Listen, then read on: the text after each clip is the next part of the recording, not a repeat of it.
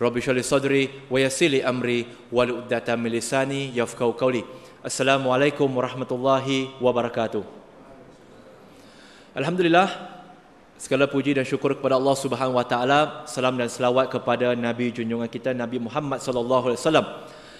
Dan alhamdulillah kita masih berada di dalam bulan Syawal, bukan bulan Ramadan dah, ya. Alhamdulillah. Dan insya-Allah pada malam ini topik yang saya akan kongsikan dengan tuan-tuan puan-puan muslimin dan muslimat, di mana inilah fokus NGO kami, iaitu berkaitan dengan dakwah, khususnya dakwah kepada mereka yang belum muslim.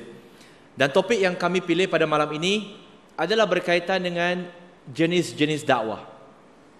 Kerana ramai yang menyangka bahawa dakwah hanyalah melalui lisan, hanya melalui ceramah, hanya melalui tazkirah. Namun sedangkan kita lihat banyak ruang dan cara untuk kita menyampaikan dakwah. Jadi hari ini saya tidak akan membincangkan tentang terminologi dakwah itu sendiri, tetapi lebih terus kepada jenis-jenis dakwah dan kaedah yang kita boleh libatkan diri kita di dalam dakwah itu sendiri. Jikalau tuan-tuan dan puan-puan, lihatlah mana satu bidang kepakaran tuan-tuan dan puan-puan dan jadilah bagus dalam bidang itu. Tak semestinya semua kena berceramah. Ya. Jadi kita akan lihat jenis dakwah yang pertama, dan saya akan kongsikan 5 jenis dakwah yang kita boleh libatkan diri. Alhamdulillah jikalau kita mampu melibatkan diri dalam kesemua, alhamdulillah. Tapi jikalau tidak dapat semua, dapat satu pun jadilah, insya-Allah. Baik. Dakwah yang pertama adalah dakwah bilhal, dengan akhlak kita. Namun seringkali jenis dakwah ini seringkali disalahertikan sehingga jadi dakwah buat hal. Ya, bukan bilhal dengan akhlak. Jadi maksudnya kita menyampaikan dakwah, dan ini adalah dakwah yang paling mudah untuk dilakukan oleh setiap Muslim dan sepatutnya mampu dilakukan oleh setiap Muslim. Kenapa? Kerana jikalau kita lihat, sebelum baginda sallallahu alaihi wasallam memulakan dakwah secara lisan, sebelum baginda menerima wahyu daripada Allah Subhanahu wa taala, baginda sendiri pun telah melakukan dakwah, di mana baginda sallallahu alaihi wasallam dikenali sebagai Al-Amin, orang yang dipercayai. Jadi begitu juga kita sebagai pengikutnya, kita sebagai umatnya, akhlak kita perlu senantiasa pada tahap yang tertinggi. Tak boleh jadi second best. Sebab umat Islam adalah khairul ummah, umat terbaik. Dia tak kata kita adalah second best. We are the best. Best dari segala apa? Bukan the best dari segi jenayah kita paling best, buang anak kita paling best, maksiat kita paling best, bukan. The best dalam keadaan yang terbaik. Semua yang terbaik kita kena jadi yang terbaik. Dan akhlak ini tuan-tuan dan puan-puan muslimin dan muslimat yang dirahmati oleh Allah Subhanahu wa taala, di mana dalam sebuah hadis dalam riwayat Abu Daud dan Tirmizi, baginda sallallahu alaihi wasallam bersabda bahawa tidak ada sesuatu yang lebih berat di timbangan selain daripada akhlak yang mulia. Maksudnya selepas la ilaha illallah, yang paling tinggi adalah akhlak kita. Dan tuan-tuan dan puan-puan muslimin dan muslimat, ada sesuatu salah faham di kalangan kita sebagai umat Islam. Ramai yang menyangka bahawa jikalau ibadahnya bagus, maka akhlaknya tak bagus, okey. Sebenarnya tidak. Jikalau kita perhatikan, jikalau ibadah kita bagus tetapi akhlak kita tidak bagus, maka ibadah kita tidak akan make up untuk akhlak kita. Kita akan lihat dalam sebuah hadis di mana seorang sahabat datang bertanya kepada Nabi SAW. Dan dia bertanya, "Ya Rasulullah, bagaimanakah pendapat engkau jikalau ada seseorang ibadahnya bagus, dia solat, dia puasa, dia berzakat, dia derma, dan dia buat banyak perkara sunat. Namun ya Rasulullah, akhlaknya buruk kepada jirannya. apakah pendapatmu ya Rasulullah? Maka Nabi menjawab, jikalau apa yang diperkatakan oleh engkau itu adalah benar, maka tempat akhirnya adalah finar, adalah api neraka. Bayangkan ibadah bagus tapi akhlak teruk. Dan jangan kita fikir orang lain, tuan-tuan dan puan-puan. Kita fikir diri kita. Sebab di akhirat kita tak ada masa nak fikir orang lain. Kita fikir diri kita. Kemudian sahabat itu bertanya, ya Rasulullah, bagaimana pulakah dengan pendapat engkau? Jikalau ada seseorang yang ibadahnya okey, yang wajibnya dia buat, tetapi ya Rasulullah, akhlaknya sangat baik kepada jirannya. Maka Nabi menjawab, jikalau apa yang engkau katakan itu adalah benar, maka tempat akhirnya adalah jannah. Maksudnya, jikalau ibadah kita sekadar yang wajib tapi akhlak kita bagus dengan manusia, maka itu dapat menampung kekurangan daripada ibadah kita. Tapi jikalau ibadah kita bagus, akhlak tidak bagus, maka ibadah kita tidak nampak menampung kekurangan daripada akhlak kita. Sebenarnya kalau nak dimudahkan dan diringkaskan, tuan-tuan dan puan-puan, Islam adalah satu set kepercayaan, iaitu rukun iman. Dan set kepercayaan ini dimanifestasikan melalui satu set ibadah, satu set ritual, iaitu rukun Islam. Kerana rukun iman adalah perkara gaib. Bagaimana kita nak memanifestasikan keyakinan kita, keimanan kita kepada perkara gaib? Iaitu melalui rukun Islam. Kerana rukun Islam kesemuanya adalah perbuatan. Dan segala set ibadah ini akan nampak kesannya, akan dimanifestasi melalui cara kita bermuamalah sesama manusia. Kesan daripada keimanan itu. Jadi tuan-tuan dan puan-puan muslimin dan muslimat, dakwah secara akhlak kita, senyuman kita, mudah sahaja. Saya percaya majoriti kita di sini barangkali ada layan internet di rumah, barangkali ada Astro dan sebagainya. Sebulan kurang-kurang 100 lebih. Apa kata kita melabur sedikit duit untuk membeli buku tentang akhlak? Ada buku tentang fikih akhlak.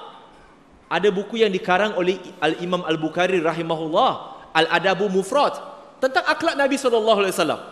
Kita baca yang itu dan kita cuba contohi Nabi SAW. Dan kita akan lihat, tuan-tuan dan puan-puan, cara kita nak berdakwah secara akhlak. Apa pendapat tuan-tuan dan puan-puan berkenaan dengan yang ini? Nampak tak? Ada tak? Nak, yang tu muka saya ke muka slide? Okey, ini muka slide. Alhamdulillah. Ada nampak siapa yang beratur di situ? Ini Toto kan? Tahu kan apa itu Toto kan, tuan-tuan dan puan-puan? Dia singkatan kepada tipu orang tak ada otak. Itu Toto. Ini takwa bilhal juga. Sebab dia nak tanya jalan, jadi dia beratur. Bukannya dia pergi beli nombor ekor, siap bersamping lagi. Dakwah bilhal kita lihat, antara contohnya, berapa ramai di antara kita yang pernah melakukan solat di khalayak ramai, di tempat awam. Ini juga dakwah. Ini juga merupakan salah satu bentuk dakwah. Kita lihat, ketika di zaman Mekah, kita akan cerita sedikit tentang sirah. Ketika di zaman Mekah, Abu Bakar radhiyallahu an suka solat di hadapan Kaabah. Waktu itu Islam masih sedikit kecil je jumlah dia. Setelah diugut oleh musyrikin Mekah, maka dia kata, jangan kamu solat lagi di hadapan Kaabah. Maka apa yang Abu Bakar lakukan? Dia balik rumah solat. Sebab dengan Abu Bakar solat, orang lain tertarik untuk melihat kenapa dia solat macam tu, kenapa dia sembahyang macam tu. Maka setelah mendapat ugutan, Abu Bakar kembali ke rumahnya untuk solat. Tetapi bila dia solat di rumah pun, tetap orang tengok. Sebab apa? Dia solat di belakang rumah dia, yang pagarnya rendah, orang nampak. Solat. Dan kita lihat Nabi SAW juga suka solat di depan Kaabah. Dan kita tahu banyak sirah, dalam kisah sirah, di mana pada malam Nabi SAW bersolat di situ. Pernah tak kita, khususnya kita kata di Malaysia, kita cuba aplikasikan hadis yang disebut bumi dijadikan sebagai masjid untuk kamu? Ataupun kita kata, Brother Fidaus, Kita kat Malaysia ni bro, banyak masjid brother, banyak surau brother. Kalau kat Selangor ni lebih kurang 400 masjid, 2000 surau brother. Mesti jumpa punya. Betul, memang akan jumpa. Tetapi baru-baru ini bila kita balik kampung, R&R ramai tak? Ramai. Nak solat senang tak? Susah. Jadi apa cara dia? Sebenarnya semasa kita balik kampung, ketika jam, itu sebenarnya waktu terbaik. Tak perlu nak pergi ke surau kerana surau memang ramai orang. Apa kata kita berwudu dengan cara yang mudah, dan kemudian kita bentangkan sejadah ataupun surat khabar dan kita solat di tempat yang selamat lah. Jangan solat dekat tengah jalan pula. Ya, berhati-hati juga. Maksudnya bentang dan orang akan lihat. Benda ini adalah perkara yang biasa. Kalau di luar negara, ini perkara biasa. Mungkin kita kata, tapi di luar negara tak banyak masjid surau berada. Saya bagi satu contoh. Ada beberapa pengalaman saya solat di tepi jalan, di khalayak ramai, di taman-taman, di luar negara, hatta di Malaysia sendiri. Contoh ketika di Guangzhou, di China pada tahun 2013. Saya buat penggambaran di situ. Dan mereka buat usrah. Diketuai oleh imam masjid. Tapi mereka buat usrah bukan di dalam masjid. Mereka buat usrah untuk remaja di kawasan pelancongan, tempat tumpuan orang ramai. Mereka kumpul, duduk-duduk, makan-makan, bagi tazkirah. Bila tiba waktu solat asar, maka mereka letak sutra di hadapan. Ya, sutra, penghadang, pembatas solat kita, bukan kain sutra. Dan lalu mereka laungkan azan. Dan setelah mereka laungkan azan, waktu itu pula hujan. Jadi mereka letaklah pembatas di sekeliling tempat mereka solat. Bila mereka solat, ramai yang belum Islam tengok dan ambil gambar. Ada yang tak solat tu berboraklah dengan orang yang ambil gambar. Setelah habis solat, maka ada di kalangan yang belum Muslim ini pergi menyapa imam dan bertanya, apa yang korang buat tadi? Nampak punggungnya tertenggik ke atas. Sebab mereka tak tahu, jarang ditedarkan. Maka imam tu menjawab, oh tadi kami solat. Solat? Itu cara kamu Muslim sembahyang habis mana kamu punya patung? Mindset. Nampak? Dengan solat, dia mewujudkan satu perkara, satu topik untuk dia bermula dakwah. Dia kata tak, kami dalam Islam tak boleh sembah patung. Kami hanya percaya satu Tuhan, Tuhan yang tak ada image, tak ada patung. Tak boleh nampak dengan mata. Dan diakhiri dengan diberikan tafsir Quran kepada mereka. Mudah. Di Kings Park, di Perth, kami juga solat di padang, di taman-taman. Orang tengok kami, oh, wow, apa ni? Sekumpulan Muslim berkumpul nak buat demonstrasi ke? Tidak. Di Beijing, solat di tembok besar, bukan di tembok besar, di tembok, bukan di Xi'an, di Xi'an. Solat di tembok Xi'an. Siapa yang pernah pergi Xi'an dia tahu di Xi'an itu ada satu tembok lama, tembok bandar lama dia. Saya solat di situ sebab susah nak jumpa masjid. Jadi mereka, apa yang kamu buat? Saya kata saya solat. Dan produser yang bersama dengan saya ketika penggambaran, mereka terkejut. Ini bukan kali pertama mereka membuat penggambaran untuk drama ataupun travelog Islam. Dah banyak.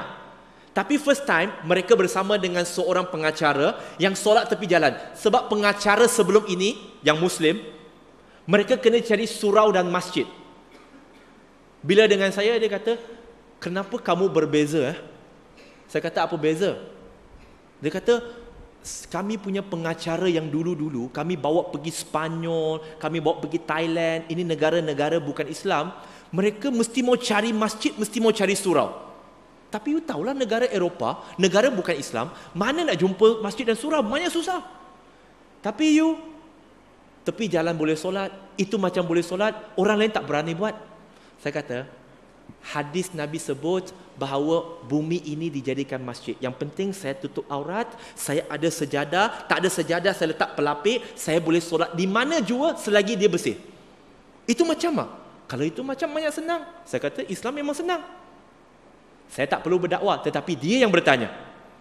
Jadi kelakuan kita, perbuatan kita, saya ambil contoh. Tuan-tuan dan puan-puan masih ingat bagaimana Nabi SAW berdakwah di Taif? Di Taif, Nabi SAW ditolak. Dakwanya tidak diterima, betul? Tetapi ada seorang yang memeluk Islam. Siapa dia? Al-Adas, seorang hamba daripada Iraq. Bagaimana dia memeluk Islam? Kerana apabila dia jemput Nabi untuk masuk ke rumah dan bagi Nabi air, Nabi buat apa? Simple tau tuan-tuan dan puan-puan. Dakwah dengan akhlak ni simple. Nabi ambil, bismillah. Nabi ambil dengan tangan kanan dan dia bismillah. Laki tu Al-Adas, dia kata, engkau apa engkau baca tadi? Bismillah. Kenapa engkau baca macam tu? Dan dia tanya, engkau dari mana? Aku dari kawasan ni. Oh, itulah tempat adikku, abangku, saudaraku, iaitu Yunus. Hah? Macam mana engkau kenal Yunus? Orang di kawasan ini tak kenal Yunus. Sebab dia adalah Nabi dan aku adalah Nabi, kami adalah bersaudara. Lalu kerana perkataan yang senang, bismillah. Kita makan baca bismillah tak?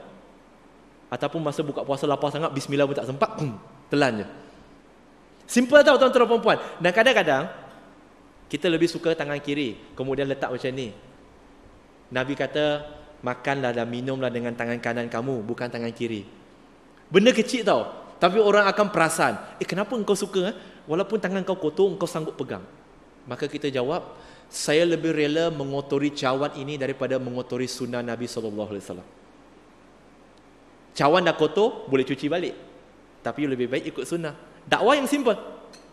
Jadi, itu antaranya. Ini nampak ya tuan-tuan dan puan-puan di slide tu, nampak bagaimana ketika kami street dakwah. Oh, tak nampak? Subhanallah. Okey. Di slide ya, di mana tuan-tuan dan puan-puan nampak dua perempuan yang belum muslim itu lihat kami solat. Di mana kalau ketika street dakwah, apa yang kami buat? Dia macam solat tu khauf. Di mana satu kumpulan solat, satu kumpulan lagi tak solat. Di mana kumpulan yang tak solat, dia akan lihat, tengok mana mereka yang belum muslim yang lalu lalang, yang tengok, yang berhenti tu, kemudian akan pergi menyapa mereka dan terangkan apa yang kami sedang buat. Dan begitulah seterusnya. Dan itu memulakan dialog sebenarnya. Baik. Penting juga tuan-tuan dan puan-puan, usah sekadar kita memberitahu kepada orang bahawa kita adalah muslim, tetapi tunjukkan kepada mereka kita adalah muslim. Dakwah bilhal. Kalau nak bahas tentang akhlak, saya percaya di sini ada banyak kuliah. Bukan berapa banyak yang kita belajar, tuan-tuan dan puan-puan muslimin dan muslimat. Dan saya masih ingat, topik saya di sini pada bulan Ramadan, apa dia masih ingat? Siapa ingat? Ataupun dah lupa dah? Lepas makan ketupat lemang banyak? Siapa masih ingat? Topik saya adalah soalan bocor pada hari kiamat. Betul? Dan perkara terakhir, soalan yang kelima yang kita akan ditanya adalah tentang ilmu kita. Bagaimana pengamalan kita? Akhlak kita bagaimana? Akan ditanya. Kamu dah tahu kan? Kena cakap sopan santun kan? Jangan mencela kan? Jangan berbohong kan? Yes. Tapi kita buat tak benda itu? Kita akan ditanya. Jadi jangan sekadar bagi tahu, aku muslim, aku muslim. No. Tuan-tuan dan puan-puan, hari ini orang dah letih dah. Orang tengok penampilan kita, dia dah tahu dah. Kamu muslim. Tapi dia nak tahu, perangai kamu ni muslim ke tak? Orang nak lihat yang itu. Action speak louder. Ini jenis dakwah yang pertama. Jenis dakwah yang kedua, dakwah bil kalam. Dan saya nampak alhamdulillah, surau ini adalah antara surau yang sangat aktif dengan pelbagai program, dan saya nampak ada beberapa program telah dilancarkan, Masya Allah. Dan antara perkara yang kita boleh buat secara individu ataupun secara berjemaah adalah dengan menulis buku. Kitab, mungkin kita tak mampu. Bagaimana dengan buku-buku? Tulis buku. Mungkin ada kata, brother, tak pandai nak tulis lah. Tulis kat Facebook pun tak lepas. Tak apa tuan-tuan dan puan-puan. Seringkali yang saya jumpa di kalangan yang lahir Islam di Malaysia, mereka merasa rendah diri apabila berbincang tentang dakwah kepada belum Muslim. Kerana mereka seringkali nampak yang selalu kehadapannya lah mu'alaf yang masuk Islam kemudian berdakwah, betul? Lalu dia merendah diri. Tapi tuan-tuan dan puan-puan tahu tak? Sebenarnya ramai juga orang yang lahir Islam Melayu, dia bagus dalam dakwah kepada belum Muslim. Dan buku-buku yang saya tunjukkan di sini, buku ini bukan ditulis oleh mu'alaf. Buku ini ditulis oleh Melayu. Ditulis oleh Melayu. Dan beliau mula menulis seawal usia 18 tahun.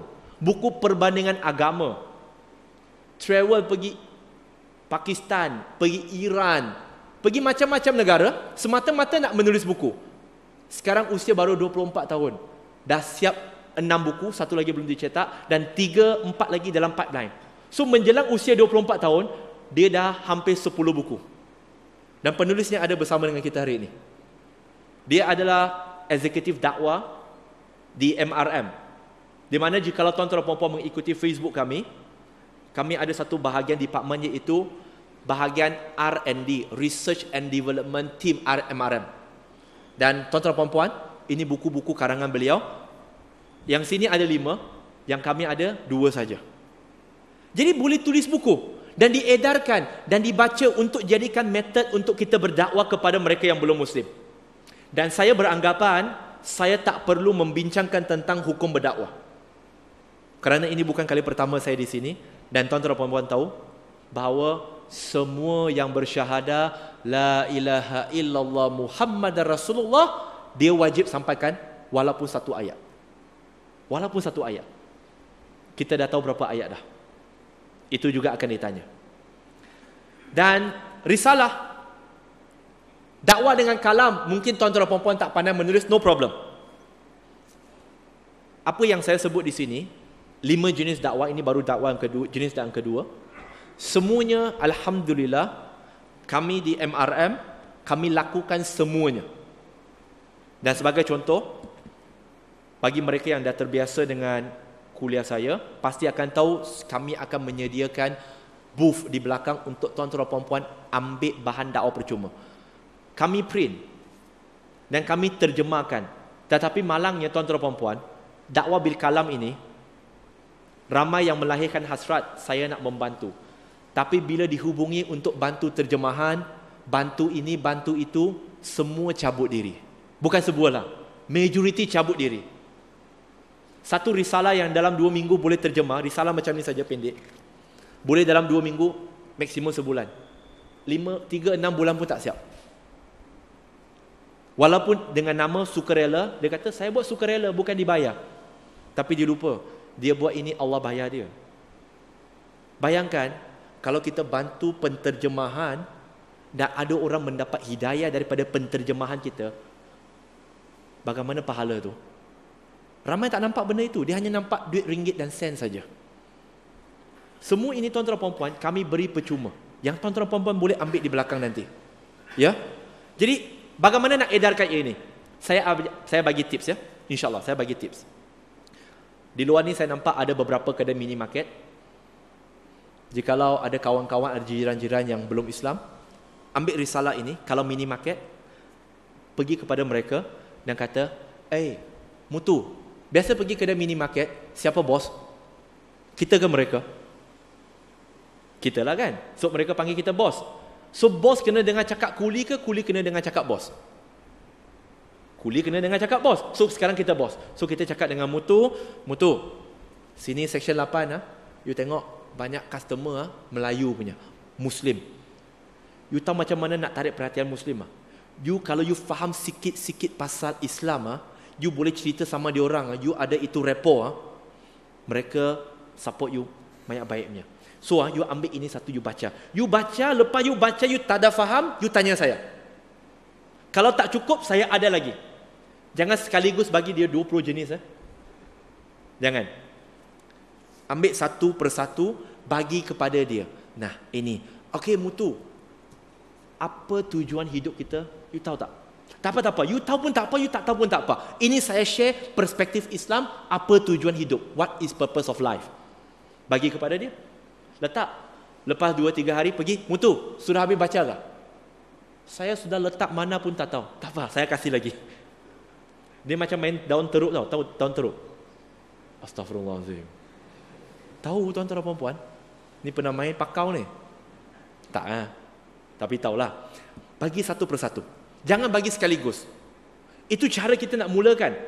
Dan semua ini praktikal, sangat mudah. Satu lagi, kalau yang guna pengangkutan awam, guna bas, guna Uber, guna Grab, guna LRT, guna MRT. Ini senjata.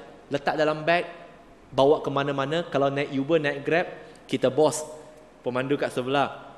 Lepas dah balik, dah turun, ingatlah, bila turun baru bagi. Jangan bila naik terus bagi. Okey, dia tendang kita keluar nanti. Okey? Bila nak turun, thank you Kelvin, you punya driving banyak bagus. By the way, ini untuk kamu. You bacalah.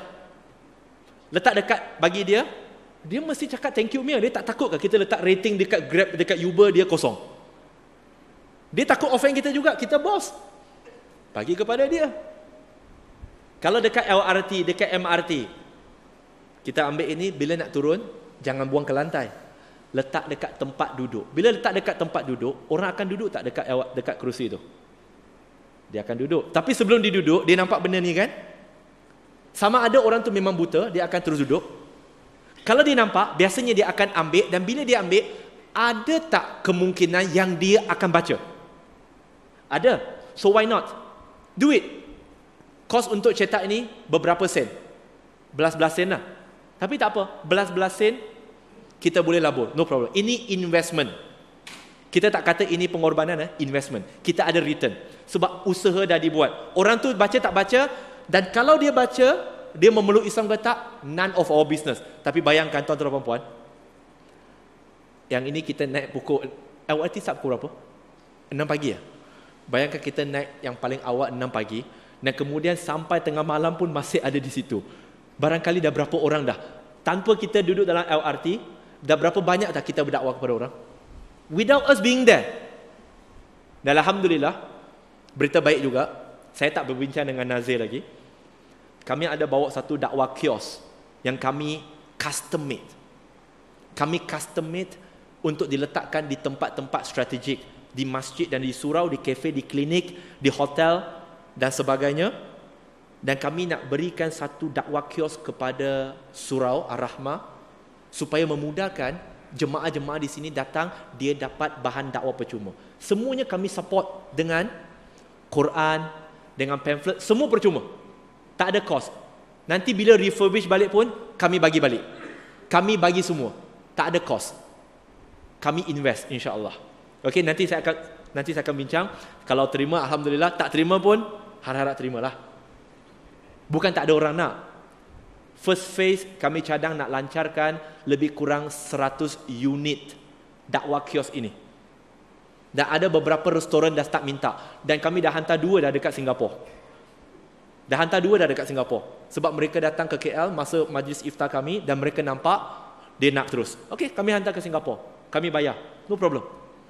Mahal lah tuan-tuan dan puan-puan, tolong jaga. Satu kios tu custom made tu dalam 500 lebih. Okey, 500 lebih. Itu tak termasuk dengan bahan-bahan dia sekali. So satu tu boleh total out kepada 1,000 setiap kali kami bagi. Tapi itu investment. Baik. Bagi buku, bagi Quran, saya nak tanya dulu.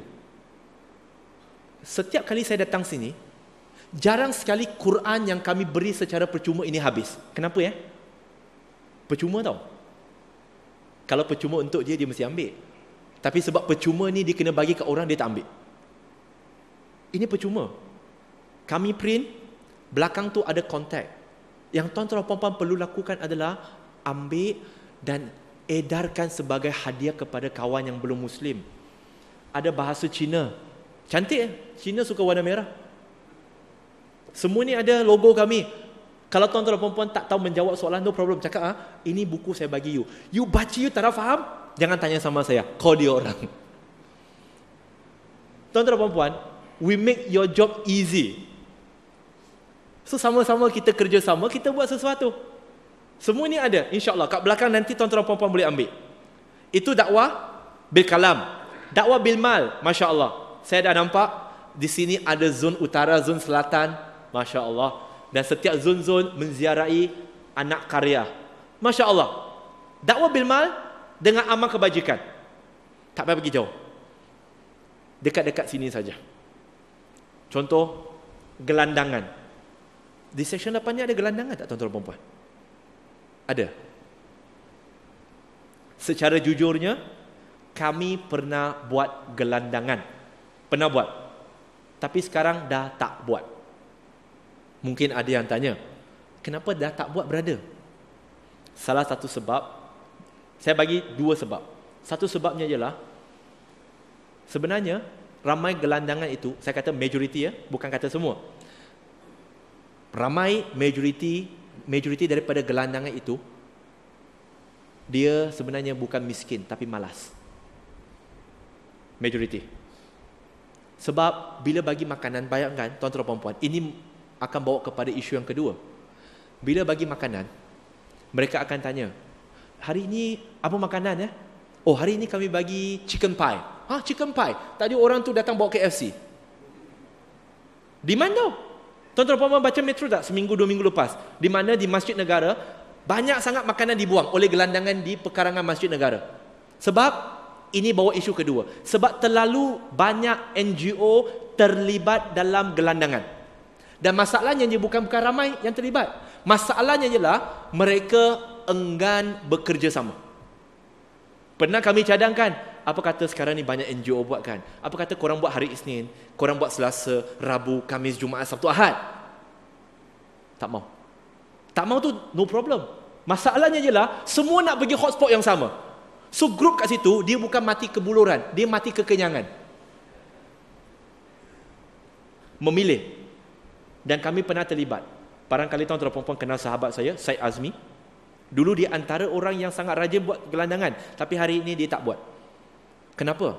Tuan-tuan dan puan-puan, saya dengan mata kepala saya sendiri, saya bawa mak saya yang belum Islam, bila kami buat untuk malam raya, buat takbir di Chowkit, mak saya nampak kawan dia yang bukan Islam, ini kami buat di Chowkit, tapi kawan dia duduk di Jinjang, jauh tu.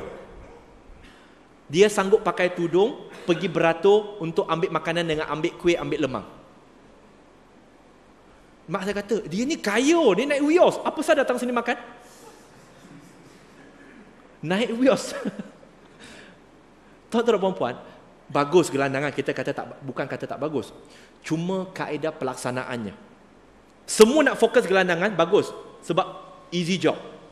Tetapi kalau kita, apa yang dilakukan oleh surah Ar-Rahmah, dengan lawat rumah, mengenal pasti mereka yang memang memerlukan, itu the best. Sebab kita tahu rumah mereka di mana dan lebih mudah untuk merapatkan dengan mereka. Tapi dengan di situ, ada di kalangan yang kami interview, mereka itu adalah eksekutif, gaji 3,000, 4,000, tapi memilih untuk tidur bawah jambatan. Sebab nak jimat kos, nak hantar balik kampung. Jadi sebab kita dapat makan free. So, dakwah bil mal, lawat hospital. Kami juga ada beberapa doktor yang juga merupakan sukarelawan kami. Mereka berdakwah di hospital. Tetapi sebab kami tak boleh masuk. Tapi kalau tuan-tuan dan puan-puan, siapa yang tahu benda ini, yang pernah baca, dia akan tahu. Di hospital hampir setiap minggu, pihak Buddhis dengan pihak Kristian, mereka akan pergi melawat hospital. Bawa makanan, bawa buat tangan. Mereka akan bagi. Dan malahan mereka akan berdoa depan-depan. Dan saya nak bagi tahu satu kejayaan sahabat. Bukan kejayaan, tapi ini usaha dakwah dia. Nenek dia dimasukkan ke hospital. Dan sebelah katil nenek dia, seorang Kristian. Maka ketika itu dia baca Quran di tepi katil. Dia baca Quran. Bukan baca surah Yasin saja, dia baca semua. Dan bila dia baca, jiran sebelah yang Kristian tu, dia rasa tenang. Lepas tu dia kata, you boleh baca kuat sikit tak? Saya mau dengar. Sangat tenang. Jadi dia pun baca. Bila baca, ditakdirkan perempuan Kristian itu, dia kena potong kaki sebelah. Bila potong kaki sebelah, masih ada panjang, ada hikmah kadang-kadang masuk hospital untuk dia dakwah. Jadi bila dia baca, dan dia sempat juga tanya tentang Islam, dan kemudian dia tertarik dengan Islam, maka perempuan itu dalam seminggu 2 dia dengar Quran, dia tahu sedikit tentang Islam. Perempuan Kristian itu dia nak masuk Islam. Masuk Islam. Dan dipanggil pegawai Jabatan Agama datang Islamkan dia. Selepas Islamkan dia, suami dia bawa dia balik. Dan waktu itu suami dia nak paksa dia keluar. Nak paksa dia, walaupun dah daftar, nak paksa dia keluar. Tapi qadar Allah Subhanahu Wa Taala ada infection. Balik semula ke hospital. Nenek dia masih tak keluar-keluar lagi. Bila balik, kena potong kaki yang kedua lagi. Dan waktu itu, Selepas dah dipotong kaki kedua, perempuan tu kata, saya tak nak ikut suami saya balik dah. Kamu tolong jaga saya nak ikut kamu balik. Bawa dia balik. Mulut dia, kawan saya sebut, dia kata mulut dia asyik puji, asyik, walaupun dua kaki dia tak ada, dia asyik kata Alhamdulillah, Alhamdulillah. Dan qadar Allah Subhanahu Wa Taala, 2 minggu setelah dia dibawa balik ke rumah sahabat saya, dia meninggal dunia. Kurang dari sebulan dia memeluk Islam, dia meninggal dunia. Dakwah di hospital. Tuan-tuan dan puan, mereka yang berada di hospital, mereka yang sakit, waktu itulah mereka nak cari Tuhan. Dan bayangkan jikalau ditakdirkan Allah, kita yang berada di situ. Kadang-kadang kita tak peduli, kita pergi hospital, kita lawat kawan kita, jiran kita, sahabat kita, saudara kita, lepas tu kita balik. Bagaimana dengan rakan seward mereka? Pergi, apa khabar? Assalamualaikum, kami ada bawa buah lebih, silakan makan. Buat apa yang mampu. Ada sebab Allah jadikan sesuatu dan menyebabkan sesuatu terjadi. Tapi kalau mindset kita tak fikir pasal dakwah, kita akan pergi, kita balik. Kita tak terfikir. Gunakan segala kesempatan untuk dakwah, tuan-tuan dan puan-puan. Banyak cerita dia sebenarnya. Keempat, dakwah bilisan, dengan lisan kita. Tuan-tuan dan puan-puan masih ingat saya pernah sebut di sini, lelaki secara purata berapa patah perkataan mereka sebut setiap bulan? Purata, masih ingat? Tak ingat. 7,000 sahaja. Tak banyak kan? Perempuan berapa banyak? Saya tahu mesti cakap banyak kan? Secara tepatnya 3 kali ganda, 21,000. Dakwah bilisan. Dan Allah Subhanahu Wa Taala sebut dalam surah Al-Fussilat, surah 41 ayat 33. Wa man ahsanu qawlan mimman da'a ila Allah. Siapakah yang lebih baik perkataannya daripada mereka yang menyeru manusia kepada Allah? Perkataan terbaik adalah menyeru manusia, mengingatkan manusia kepada Allah. Jadi muhasabah diri kita. Daripada 7,000 patah perkataan, daripada 21,000 patah perkataan, berapa banyak perkataankah kita yang menyeru dan mengingatkan manusia kepada Allah Subhanahu Wa Taala? Kita kena ingat. Jadi ada beberapa cara, dan sepatutnya saya juga sering mencadangkan surau dan masjid meluaskan fungsi-fungsi mereka. Antaranya one on one. Saya tak pasti tuan-tuan dan puan-puan di sini ada terima poster kami ataupun tidak, di mana kami menawarkan perkhidmatan, iaitu siapa yang nak tahu tentang Islam boleh menghubungi kami. Ada terima tak di sini poster-poster tu? Ada Ada 3 bahasa. English, bahasa Melayu dengan bahasa Cina. Tamil belum lagi. Sebab kami tak ada kepakaran orang untuk translate kepada bahasa Tamil. One on one. Kami juga buat kaunseling murtad. Kami juga buat kaunseling, ada pernah buat kaunseling dengan seorang Syiah yang telah bertaubat. Kaunseling murtad, Melayu, India, Cina, mu'alaf. Kaunseling mereka yang nak tahu tentang Islam, one on one. Dan saya percaya surau dan masjid boleh jadi satu tempat yang sangat baik, kerana tempat dan masjid sepatutnya jadi pusat penyebaran agama Islam. Kemudian debate, mungkin ada yang bagus dalam debate. Dan kemudian tuan-tuan dan puan-puan, khutbah jaiz dekat saja. Tulis cadangan untuk khutbah kepada jaiz tentang bab dakwah dan sebagainya, untuk maiz dan sebagainya. Dan sepatutnya saya selalu cadangkan, kalau boleh juga diadakan khutbah-khutbah untuk mengingatkan umat Islam tentang kepentingan dakwah itu sendiri. Kerana perkara ini sangat dilalaikan oleh umat Islam di Malaysia khususnya. Public speaking, Zakir Naik tidak jadi Zakir Naik hanya kerana nama dia Zakir Naik. Kita hari ini kenal Zakir Naik kerana dia melatih dirinya untuk menjadi seorang public speaker. Dan tuan-tuan dan puan-puan yang ada kemampuan, kalau di kedai kopi, di kedai mamak kita bercakap punya hebat, tuan-tuan dan puan-puan, itu tak dikira hebat. Hebat bila kita gunakan bakat yang Allah kurniakan kepada kita dalam bentuk lisan, mengajak manusia untuk kepada Islam, mengingatkan manusia kepada Islam. Sebab itu Imam Al-Ghazali disebut sebagai Hujatul Islam. Hujah Islam. Gunakan kemampuan kita, gunakan kebolehan kita, tuan-tuan dan puan-puan. Di sini ada buat kelas fardu ain untuk mu'alaf. Selain daripada kuliah maghrib, ada tak digunakan untuk kuliah-kuliah fardu ain lain untuk kanak-kanak?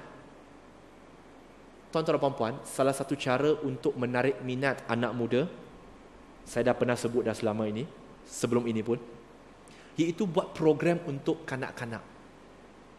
Buat program untuk kanak-kanak di mana kanak-kanak mereka boleh datang ke sini buat menulis, melukis dan sebagainya.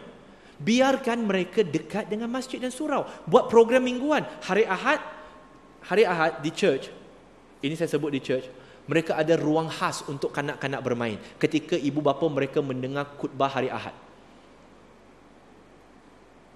Kita boleh tak sediakan perkara yang sama? Maksudnya, kalau contoh kuliah duha ke, mungkin lelaki duduk depan sikit, perempuan duduk belakang sikit, yang tempat muslimah kat belakang tu, apa kata diberikan ruang untuk kanak-kanak bermain di situ.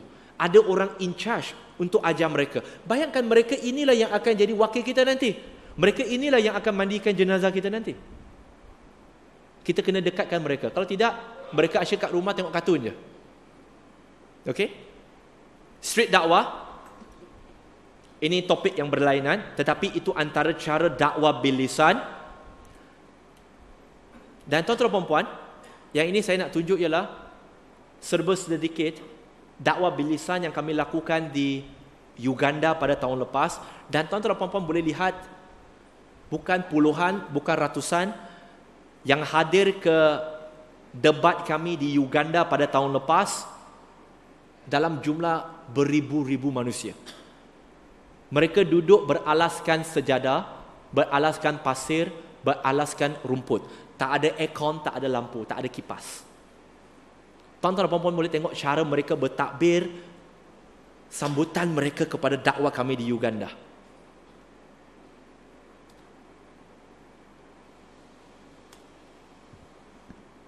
Kejap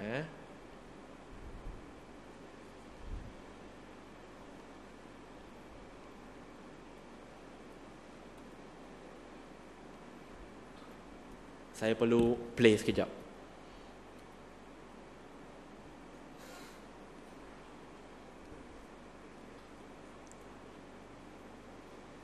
Sebentar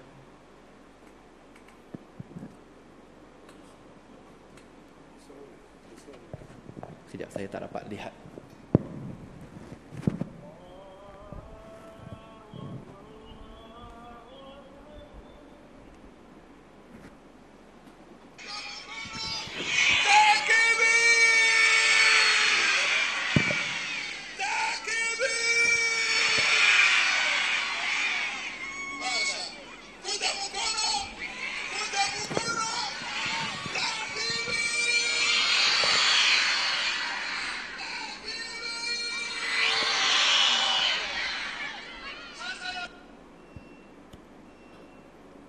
Yang ini pula adalah sambutan kepada kami pada hari terakhir kami di Uganda.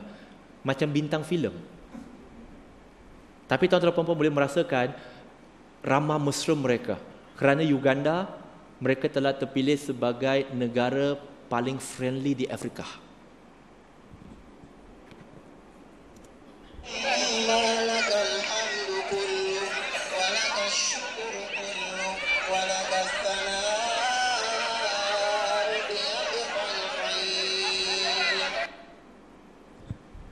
Dan insyaAllah, ini di Uganda tahun lepas. Saya tak pasti tuan-tuan dan puan-puan teruja ataupun tidak melihat sambutan mereka. Kerana sebagaimana saya pernah sebut juga sebelum ini, bahawa pendakwa di sana, jangan kata kereta, jangan kata motor, basikal majoriti pun tak ada. Tapi mereka jalan dari satu kampung ke kampung. Dan Alhamdulillah, kami juga telah menerima jemputan. Minggu lepas, kami telah menerima jemputan dan telah bersetuju untuk pergi ke negara Zambia, Zimbabwe dan Botswana penghujung bulan depan. Selama 2 minggu. Untuk debate dan juga syarahan umum. Dan dikabarkan kepada kami oleh penganjur di sana, debate kami di Lusaka, di Zambia, akan diadakan di dalam stadium nasional mereka yang akan dihadiri, mereka sasarkan 100,000 penonton dan juga dihadiri oleh presiden negara itu. Itu kami dapat jemputan dan insya-Allah kami akan ke sana. Beberapa pendakwa kami di Malaysia, termasuk diri saya, akan pergi ke sana. Dan Alhamdulillah, selepas balik ke Malaysia, 3 minggu selepas itu, iaitu lebih kurang dalam pertengahan bulan Oktober, kami akan berangkat sekali lagi ke Uganda dan Kenya. Fokus kami banyak sekarang di Afrika, selain daripada di Malaysia. Saya tak suka pergi Eropah. Sebab tahun lepas kami pergi ke Uganda, selama seminggu sahaja di situ. Alhamdulillah, kerja-kerja dakwah yang dilakukan oleh pendakwa kita di sana sangat bagus. Dalam tempoh lebih kurang daripada seminggu kami berada di Uganda, lebih kurang 80 orang memeluk Islam. Dan selepas kami balik, pembantu timbalan pastor yang tolong terjemahkan untuk pastor itu, dia juga telah memeluk Islam. Anak pastor juga telah memeluk Islam.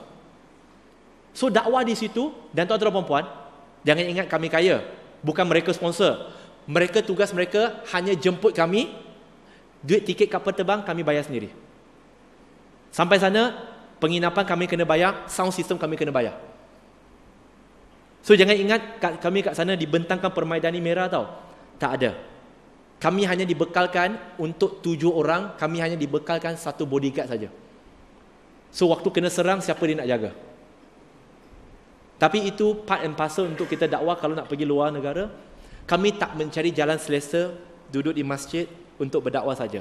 Tujuan saya terima jemputan untuk berkuliah di masjid dan surau, tidak lain tidak bukan, saya nak sarankan tuan-tuan perempuan, buat dakwah. Kita kat Malaysia ni sangat selesa. Kat luar negara tuan-tuan perempuan, nak bandingkan, solat fardu mereka, solat fardu bukan solat Jumaat, masjid mereka tak ada aircon tau. Kipas pun ada 2 je. Tapi bila solat fardu melimpah sampai keluar. Solat fardu. Tak ada kapet cantik-cantik macam ni, tak ada. Tapi Masya Allah, mereka ambil air pun macam pam perigi. Pam, kena ambil. Toilet mereka, subhanallah, tak payah sebut lah. Macam zaman 70-an, 60-an kita. Tapi semangat mereka tuan-tuan perempuan. Semua tu kami bayar sendiri sebab kami nampak mereka ada keperluan, mereka mau jemput kita, kami pergi. Dan tuan-tuan perempuan, dakwah internet. Ini last insya-Allah. Dakwah dengan internet. Saya percaya majoriti kita ada media sosial, ada internet, ada akaun Facebook, ada akaun Instagram. Gunakan sebaik mungkin. Kadang-kadang saya nampak kita lebih suka tulis benda-benda yang tak bermanfaat untuk akhirat kita. Tak salah pun. Tapi tuan-tuan perempuan, apa kata kita gunakan akaun media sosial kita untuk manfaat akhirat. Sampaikan walaupun 1 ayat. Saya bagi contoh saja. Quran ada 6,236 ayat. Kalau dibahagi kepada 365 hari, berapa tahun kita boleh sampaikan 1 ayat tu? Lebih 20 tahun. Lebih 20 tahun. 1 hari 1 ayat. Esok start dengan Alhamdulillahirrabbilalamin. Lusa Ar-Rahmanirrahim. Dengan terjemahan dia sekali. 1 hari 1 ayat dengan terjemahan. Susah ke senang? Senang. Tapi kadang-kadang benda yang senang inilah susah. Benda yang senang inilah susah. Dah habis ayat Quran lepas 20 tahun. Tak apa. Kitab hadis Sahih Bukhari. Jangan start dengan sunnah-sunnah lain. Start dengan Sahih Bukhari dulu. Kemudian Sahih Muslim. Waktu kita dah habis share semua hadis tu, jangan risau. Most probably kita pun dah 6 kaki ke bawah. Banyak. Kalau kita nak buat, boleh buat. Dan bayangkan tuan-tuan perempuan, lepas kita dah meninggal, apa yang kita tulis di Facebook, jikalau tak ada orang tolong kita delete Facebook kita, dia masih ada di situ dan orang mungkin nampak dan orang mungkin dapat baca. Itu pahala berpanjangan. Kenapa kita tak buat? Kita solat, lepas mati tak ada solat dah. Sedekah dah tak boleh dah. Melainkan orang tolong sedekah untuk kita. Gunakan blog. Blog ini, saya share sedikit tentang blog ini. Ini kadang-kadang tuan-tuan perempuan tak nampak. Blog saya ini dah lama saya tak update waktu saya screenshot. Lebih kurang waktu itu dalam 500,000 penonton, viewers. Kenapa saya kata blog? Tengok waktu itu saya dah hampir setahun tak update.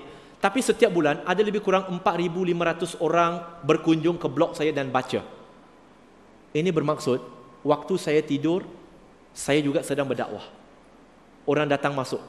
Dan sebenarnya ramai yang kenal saya waktu awal-awal dulu melalui blog saya. Bukan ini sahaja tuan-tuan dan puan. Dari mana? Bukan dari Malaysia. Malaysia majority, US selepas Donald Trump ni lagi susah nak masuk. Tapi orang di US baca blog saya. Orang di Indonesia, saya tak sampai lagi, dah baca. Orang di UK, masa saya screenshot ini, saya tak sampai UK lagi. Singapura, Russia, saya bila mau masuk?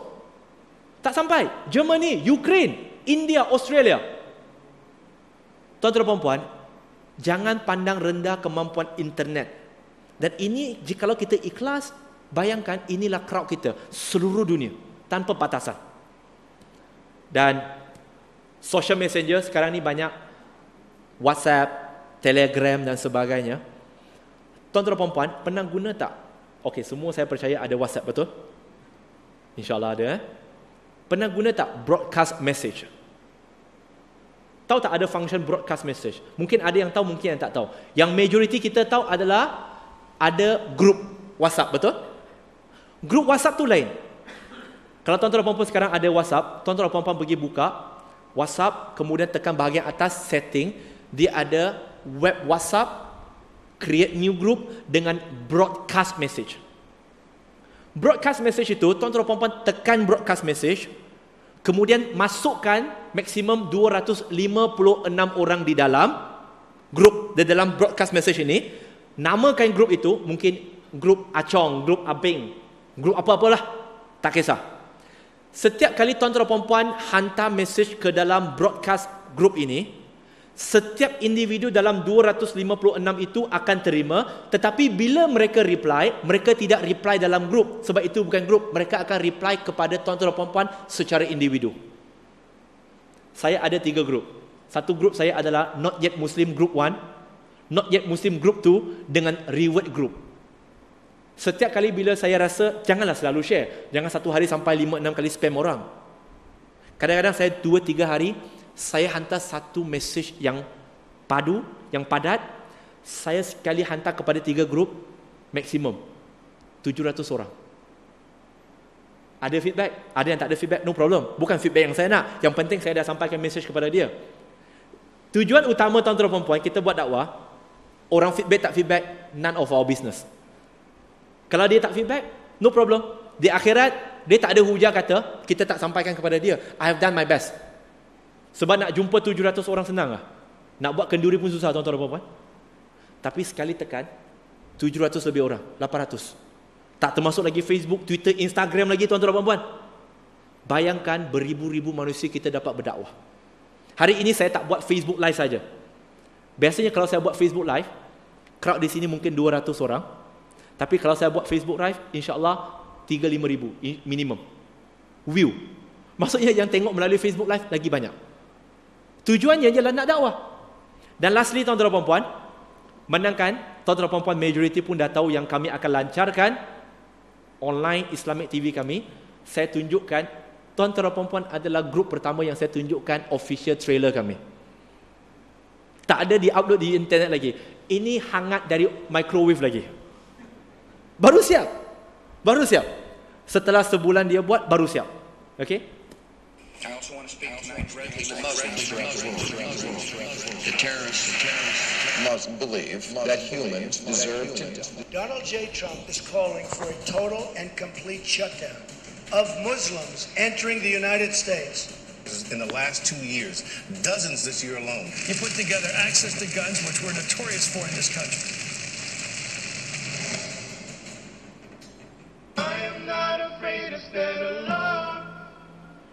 I am not afraid to stand alone. If Allah's by my side, I am not afraid to stand alone. Everything will be alright. I am not afraid to stand alone. Gonna keep my head up high. I'm not afraid to stand alone. If Allah's by my side, everything will be alright.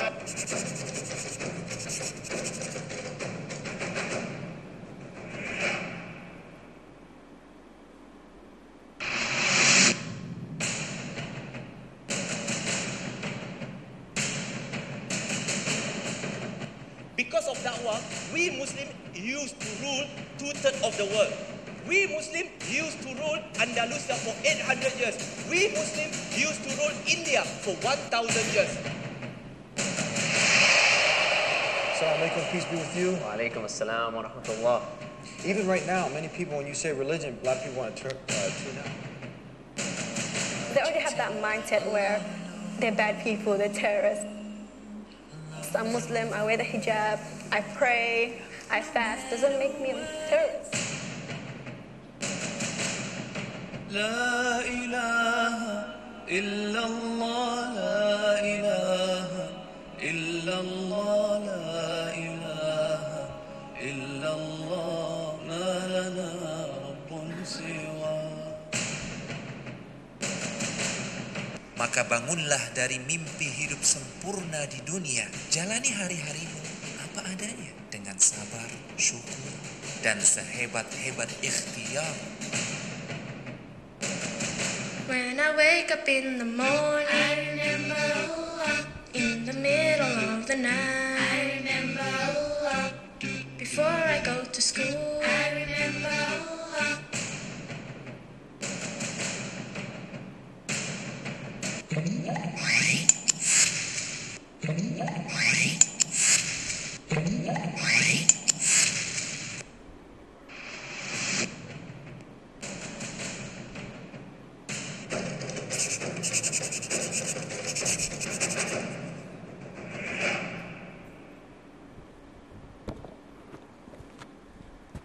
Tuan-tuan puan-puan adalah grup yang pertama yang tonton trailer kami.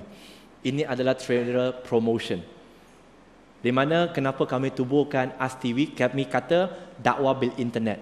Kami tak hanya bagi tahu kepada tuan-tuan puan-puan apakah jenis dakwah sahaja, tetapi kami buat semuanya. Kami buat semuanya. Dan saya percaya tuan-tuan puan-puan juga mampu lakukan. Dan kami buat AS TV ini tidak lain tidak bukan adalah kerana kita perlukan saluran alternatif yang fokus kepada menjawab salah faham tentang Islam secara percuma, di mana semua tuan-tuan puan-puan boleh tonton di serata dunia 24 jam sehari. Tujuan dia nak mendidik umat Islam bagaimana nak berdakwah. Kerana banyak TV komersial kita, mereka nak buat, tetapi sebab ada kekangan dari segi nilai komersial. Bayangkan kalau TV-TV komersial mereka buat rancangan macam mana untuk menjawab hujah Kristian. Kejap lagi, kenalah. Tapi kami NGO, kami okey. Kami online, kami okey. Kami tak perlukan lesen. Dan kami NGO dakwah. Kami tak fikir tentang keuntungan sebab kami bukan commercial TV. Kami adalah NGO dakwah yang buat online TV untuk tujuan dakwah. Tak ada charge. Jadi tuan-tuan dan puan-puan, muslimin dan muslimat, banyak projek kami. Banyak program kami yang kami lakukan. Sebagaimana saya sebut tadi, semua yang saya sebut, jenis-jenis dakwah dari segi dakwah bil hal, dakwah bil kalam, dakwah bil mal, dakwah bil lisan, dengan dakwah bil internet, semua kami buat. Dan tuan-tuan dan puan-puan juga boleh menjadi sebahagian daripada kami dengan bersama dengan kami, bekerja sama dengan kami untuk menyebar luaskan dakwah. Kerana ada hadis Nabi SAW, barang siapa yang membantu seorang mujahid untuk berjihad fisabilillah, maka dia juga akan mendapat ganjaran sebagaimana seorang mujahid itu. Tuan-tuan dan puan-puan boleh, jikalau ada kepakaran teknikal, sila bantu kami dalam bab dakwah. Jikalau ada network, mereka yang ada kemampuan, yang ingin melabur untuk akhirat, kenalkan kepada kami. Dan semua ini tuan-tuan dan puan-puan, walaupun bukan yang tuan-tuan dan puan-puan yang sumbang, tapi sebab tuan-tuan dan puan-puan kenalkan dan orang itu menyumbang, tuan-tuan dan puan-puan juga dapat manfaatnya insya-Allah. Jadi tuan-tuan dan puan-puan, kita pun telah melewati 5 minit sekarang, dan saya rasa tidak dibuka untuk soal jawab. Jadi yang terakhir sekali, sebagaimana saya sebut, pergi ke belakang, ambil bahan-bahan dakwah, dan tuan-tuan dan puan-puan yang nak bekerja sama dengan kami untuk bukan kalau tak mampu pergi dengan Afrika kepada kami, kalau ada kawan-kawan travel agent, siapa yang nak sponsor tiket tu bagi tahulah. Terus terang, sebab satu tiket tu hampir 7,000 lebih. 7,000 lebih. Itu untuk pergi Zimbabwe, Zambia dengan Botswana. Kalau masuk Uganda dengan Kenya, hampir 15,000 untuk dua-dua trip. Kami NGO kena bayar sendiri. InsyaAllah kami akan bayar dan tiket kami akan beli minggu ini. Sama ada duit masuk tak masuk, no problem. Tetapi persoalannya, adakah tuan-tuan dan puan-puan nak lihat peluang ini pergi sahaja? Kerana siapa yang sumbang walaupun RM1, dia juga dapat. Terpulang kepada tuan-tuan dan puan-puan. Ya, tapi saya harap tuan-tuan dan puan-puan akan dapat bersama dengan kami insya-Allah. Jadi sekali lagi tuan-tuan dan puan-puan yang baik datang dari Allah, yang lemah daripada diri kami sendiri. Panjang umur, kita jumpa bulan depan. Harap-harap sebelum kami pergi ke Zambia, Zimbabwe dan Botswana insya-Allah. Jadi wa akhiru da'wana, assalamualaikum warahmatullahi wabarakatuh.